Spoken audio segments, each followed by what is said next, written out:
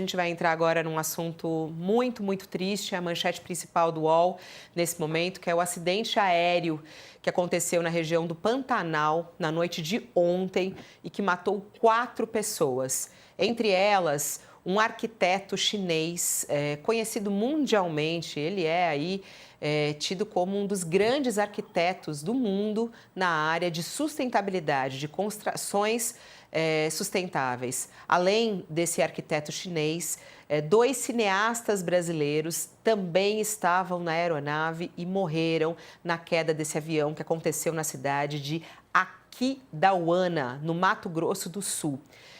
A aeronave, que é um monomotor Cessna, foi fabricada em 1958 e estava em situação considerada normal, segundo a ANAC. O proprietário era Marcelo Pereira de Barros, que inclusive pilotava o avião durante o acidente e que também faleceu. O cineasta Luiz Fernando Feres da Cunha Ferraz e o documentarista Rubens Crispim Júnior também morreram. Amigos do cineasta Luiz Fernando contaram que ele e o arquiteto estavam gravando um documentário sobre cidades esponja, um conceito criado pelo arquiteto chinês, né, sobre o convívio das construções com a água da chuva. E ele, inclusive, estava no Brasil, né, está aqui no Brasil, né, veio ao Brasil, esse arquiteto, para participar da Bienal Internacional de Arquitetura, que acontece agora e é o tema, e tem como tema o aquecimento global. E ele veio justamente como um dos principais palestrantes desse evento, né? E a gente está em contato neste momento com a arquiteta. Ela é, inclusive, do Instituto de Arquitetura Brasileira, Raquel Scheckenman, que está conosco aqui ao vivo para falar, inclusive, a respeito desse arquiteto. Ela que esteve em contato com ele recentemente. Olá, Raquel, muito obrigada por aceitar nosso convite. Em primeiro lugar, meus sentimentos, né? Eu sei que vocês estão todos muito chocados com esse acidente, já que vocês estavam em conversa com ele nesses últimos dias.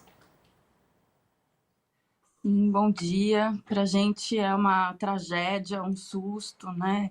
O Instituto de Arquitetos do Brasil e eu, como presidente aqui do Departamento de São Paulo, recebemos com o Jian Yu e toda a delegação chinesa também, agora para a abertura da nossa 14ª Bienal Internacional de Arquitetura.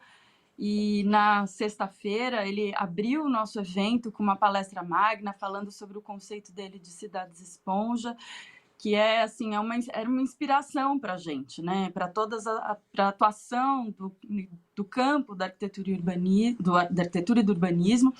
E ele estava muito animado e feliz, muito simpático, né? Junto com essa equipe de cinegrafistas, que inclusive já fizeram filmes sobre importantes arquitetos, o arquiteto Vila Nova Artigas, o Álvaro Siza.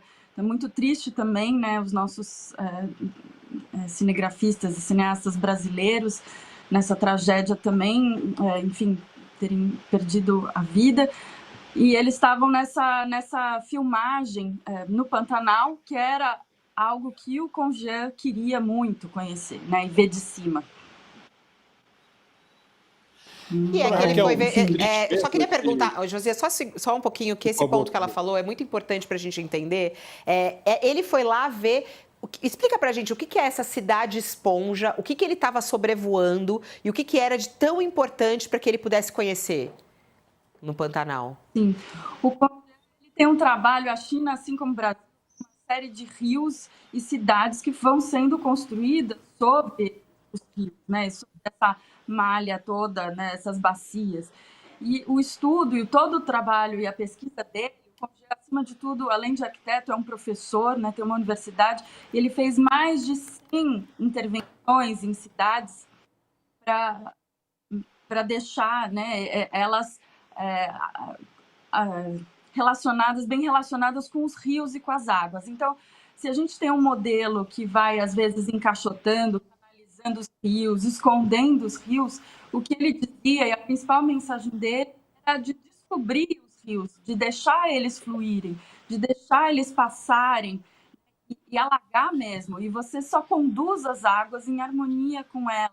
Isso é possível nos grandes centros urbanos. Então ele tem um trabalho, a cidade esponja, por exemplo, o Parque Xangai, que é de Xangai, era um rio que estava já quase morto, né, poluído, e ele cria em todas as margens desse rio uma vegetação, ele refaz a vegetação, tira o concreto, demole áreas, desapropria, deixa que esse rio se espalhe. E com isso você consegue filtrar a poluição que está vindo das ruas, você consegue retomar a vida do rio e toda uma biodiversidade, e com isso também a saúde da população num grande centro urbano, né? Então, a principal lição dele, que ele vinha trazer, era que é possível a gente fazer isso, por exemplo, como cidades em São Paulo, em retomar, de repente, quem sabe, os nossos rios e nossas margens, como Tietê e Pinheiros. E o Pantanal, ele tem isso ainda naturalmente, né? Ainda não tem tantas construções, um adensamento sobre essas águas, é uma região pantanosa, e ele queria justamente ver essa água se espalhando, ou inclusive ele orientava como é possível sim você adensar e construir e ocupar essas margens com as cidades, inclusive verticalizar às vezes margens, contanto que você deixasse também, respeitasse essas águas para que elas tivessem outros caminhos.